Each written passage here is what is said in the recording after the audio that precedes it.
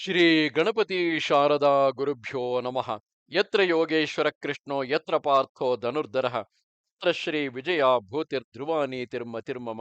ಶ್ರೋತೃಗಳಿಗೆ ಶ್ರೀ ಅಳಸಿಂಗರಾಚಾರ್ಯ ವಿರಚಿತ ಶ್ರೀ ವ್ಯಾಸ ಮಹರ್ಷಿ ಪ್ರಣೀತ ಶ್ರೀಮನ್ ಮಹಾಭಾರತದ ಶಾಂತಿ ಪರ್ವದಲ್ಲಿ ಭೃಗುವು ಭರದ್ವಾಜನಿಗೆ ವರ್ಣಾಶ್ರಮ ಧರ್ಮಗಳನ್ನು ತಿಳಿಸಿದುದು ಎಂಬ 189ನೆಯ ಅಧ್ಯಾಯಕ್ಕೆ ಸ್ವಾಗತ. ತಿರುಗಿ ಭರದ್ವಾಜನು ಭೃಗುವನ್ನು ಕುರಿತು, ಓ ಮಹಾತ್ಮ, ದಾನದ ಫಲವೇನು, ಧರ್ಮದ ಫಲವೇನು, ಹಾಗೆಯೇ ಶೀಲ, ತಪಸ್ಸು, ಅಧ್ಯಯನ, ಹೋಮ ಮೊದಲಾದವುಗಳಿಗೆ ಯಾವ ಯಾವ ಫಲಗಳನ್ನು ಹೇಳಿದೆಯೋ ಅವನ್ನೆಲ್ಲ ನನಗೆ ತಿಳಿಸಬೇಕು ಎಂದನು. ಅದಕ್ಕೆ ಆ ಭೃಗುವು, ಭರದ್ವಾಜ, ಕೇಳು. ಹೋಮದಿಂದ ಪಾಪವು ತೊಲಗುವುದು, ವೇದಾಧ್ಯಯನದಿಂದ ಉತ್ತಮವಾದ ಶಾಂತಿಯುಂಟಾಗುವುದು, ದಾನದಿಂದ ಭೋಗಗಳು ಲಭಿಸುವವು, ತಪಸ್ಸಿನಿಂದ ಎಲ್ಲವನ್ನೂ ಸಾಧಿಸಬಹುದು. ದಾನದಲ್ಲಿ 2 ವಿಧವುಂಟು. ಪರಲೋಕದಲ್ಲಿ ಮಾಡುವುದೊಂದು, ಇಹಲೋಕದಲ್ಲಿ ಮಾಡುವುದೊಂದು. ಸಾಧುಗಳಾದ ಸತ್ಪಾತ್ರಗಳಲ್ಲಿ ಮಾಡಿದ ದಾನವು ಎಷ್ಟೇ ಸ್ವಲ್ಪವಾದರೂ ಪರಲೋಕ ಸುಖಕ್ಕೆ ಸಾಧನವಾಗುವುದು. ಅಸತ್ತುಗಳಿಗೆ ಮಾಡಿದ ದಾನವು ಇಹಲೋಕದ ಫಲದಲ್ಲಿಯೇ ಮುಗಿಯುವುದು. ಆಯಾ ದಾನಕ್ಕೆ ತಕ್ಕಂತೆ ಫಲವು ಲಭಿಸುವುದು ಎಂದನು.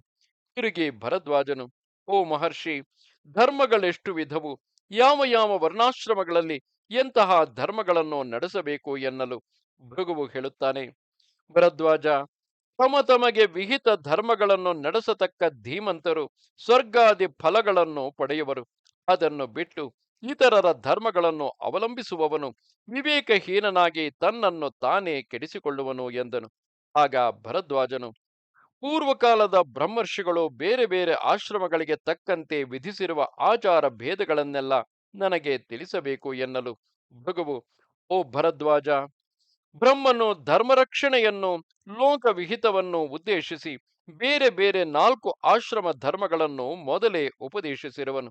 ಅವುಗಳಲ್ಲಿ ಗುರುಕುಲ ವಾಸವೆಂಬ ಬ್ರಹ್ಮಚರ್ಯೆಯು ಮೊದಲನೆಯ ಆಶ್ರಮ ಧರ್ಮವು. ಈ ಆಶ್ರಮದಲ್ಲಿ ಇರತಕ್ಕವನು ಶೌಚ, ಸಂಸ್ಕಾರ, ವ್ರತ ನಿಯಮಗಳಿಂದ ಆತ್ಮಶುದ್ಧಿಯನ್ನು ಉಂಟು ಮಾಡಿಕೊಳ್ಳಬೇಕು. ಉಭಯ ಸಂಧ್ಯೆಗಳಲ್ಲಿ ಸೂರ್ಯಾಜ್ಞೆಗಳನ್ನು, ಇತರ ದೇವತೆಗಳನ್ನು ಉಪಾಸಿಸಬೇಕು. ನಿದ್ರೆಯೂ ಆಲಸ್ಯವೂ ಇರಬಾರದು. ಗುರುವಿಗೆ ಅಭಿವಾದನೆ ಮಾಡುವುದು, ವೇದಗಳನ್ನು ಕಲಿಯುವುದು, ವೇದಾಂತ ವಿಚಾರವನ್ನು ಮಾಡುವುದು, ಇವುಗಳಿಂದ ಅಂತರಾತ್ಮವನ್ನು ಶುದ್ಧಿಗೊಳಿಸಬೇಕು. ತ್ರಿಕಾಲ ಸ್ನಾನ, ಬ್ರಹ್ಮಚರ್ಯೆ, ಅಗ್ನಿಹೋತ್ರ, ಗುರು ಶುಶ್ರೂಷೆ, ಪ್ರತಿದಿನವೂ ಭಿಕ್ಷೆ ಎತ್ತುವುದು, ತಾನು ಭಿಕ್ಷೆ ಎತ್ತಿ ತಂದುದನ್ನೆಲ್ಲ ಗುರುವಿನ ಮುಂದೆ ಸಮರ್ಪಿಸುವುದು, ಇವೆಲ್ಲ ಆ ಮೊದಲನೆಯ ಆಶ್ರಮದ ಧರ್ಮಗಳು. ಮತ್ತು ಗುರುವು ಯಾವುದನ್ನು ಹೇಳಿದರೆ ಅದಕ್ಕೆ ಅಡ್ಡ ಮಾತಾಡದೆ ಮನಃಪೂರ್ವಕವಾಗಿ ನಡೆಯುತ್ತಾ, ಗುರುವು ತಾನಾಗಿ ಹೇಳಿಕೊಟ್ಟುದನ್ನು ಅವನಿಂದ ಗ್ರಹಿಸುತ್ತಾ ಬಹಳ ದೃಢಚಿತ್ತನಾಗಿರಬೇಕು. ಇದೇ ವಿಷಯದಲ್ಲಿ ಒಂದು ಶ್ಲೋಕವುಂಟು. ಅದರ ಅರ್ಥವೇನೆಂದರೆ, ಗುರುವನ್ನು ಆರಾಧಿಸಿ ಅವನಿಂದ ವೇದವನ್ನು ಪಡೆಯತಕ್ಕ ದ್ವಿಜನಿಗೆ ಮನಃಶುದ್ಧಿ ಉಂಟಾಗುವುದಲ್ಲದೆ ಅದರಿಂದ ಅವನಿಗೆ ಸ್ವರ್ಗ ಫಲವು ಲಭಿಸುವುದು ಎಂಬುದೇ ಆ ಶ್ಲೋಕಾರ್ಥವು. ಗಾರ್ಹಸ್ಥ್ಯವನ್ನು 2ನೆಯ ಆಶ್ರಮವೆಂದು ಹೇಳುವರು.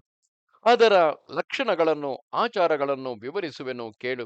ಬ್ರಹ್ಮಚರ್ಯೆಯಲ್ಲಿ ಗುರುಕುಲ ವಾಸವನ್ನು ಮುಗಿಸಿ ಸಮಾವರ್ತನವೆಂಬ ಸಂಸ್ಕಾರವನ್ನು ಮಾಡಿಕೊಂಡು ವಿವಾಹಿತನಾಗಿ ಸದಾಚಾರ ಪರನಾಗಿ ಪತ್ನಿ ಸಮೇತನಾಗಿ ನಡೆಸತಕ್ಕ ಧರ್ಮಗಳ ಫಲವನ್ನು ಕೋರುವವನಿಗೆ ಈ ಆಶ್ರಮವು ವಿಧಿಸಲ್ಪಟ್ಟಿದೆ. ಈ ಗೃಹಸ್ಥ ಧರ್ಮದಲ್ಲಿ ಧರ್ಮಾರ್ಥ ಕಾಮಗಳೆಂಬ ತ್ರಿವರ್ಗಗಳನ್ನು ಸಾಧಿಸುವ ಸೌಕರ್ಯಗಳುಂಟು. ನಿಂದಾರ್ಹವಲ್ಲದ ಕಾರ್ಯಗಳಿಂದಲೋ, ವೇದಾಧ್ಯಯನದಲ್ಲಿ ತನಗುಂಟಾದ ಮೇಲ್ಮೆಯ ಬಲದಿಂದಲೋ, ಬ್ರಹ್ಮರ್ಷಿಗಳಿಂದ ನಿರ್ಣೀತವಾದ ಜೀವನ ಮಾರ್ಗದಿಂದಲೋ, ಹವ್ಯ ಕವ್ಯ ನಿಯಮಗಳಿಂದಲೋ, ದೇವ ಪೂಜೆ, ಸಮಾಧಿ, ಇತರರ ಪ್ರಸನ್ನತೆ ಮುಂತಾದವುಗಳಿಂದಲೋ, ಶಾಸ್ತ್ರ ವಿರೋಧವಿಲ್ಲದೆ ಸಂಪಾದಿಸಿ ತಂದ ಧನದಿಂದ ಗೃಹಸ್ಥನು ಗೃಹಸ್ಥಾಶ್ರಮವನ್ನು ನಡೆಸಬೇಕು. ಈ ಗೃಹಸ್ಥಾಶ್ರಮವು ಬೇರೆ ಎಲ್ಲ ಆಶ್ರಮಗಳಿಗೂ ಆಧಾರವೆಂದು ಹೇಳುವರು. ಗುರುಕುಲ ವಾಸ ಮಾಡತಕ್ಕ ಬ್ರಹ್ಮಚಾರಿಗಳಿಗೂ, ಪರಿವ್ರಾಜಕರೆನಿಸಿದ ಸನ್ಯಾಸಿಗಳಿಗೂ, ಇನ್ನು ತಮ್ಮ ತಮ್ಮ ಸಂಕಲ್ಪದಂತೆ ವ್ರತಗಳನ್ನು, ನಿಯಮಗಳನ್ನು, ಧರ್ಮಗಳನ್ನು ಅನುಷ್ಠಿಸತಕ್ಕವರಿಗೂ ಗೃಹಸ್ಥಾಶ್ರಮದಲ್ಲಿ ಇರುವುದರಿಂದಲೇ ಭಿಕ್ಷೆ, ಬಲಿ, ದಾನಾದಿಗಳೆಲ್ಲ ಲಭಿಸುವುದರಿಂದ ಎಲ್ಲಕ್ಕೂ ಇದೇ ಆಶ್ರಯವೆನಿಸಿದೆ.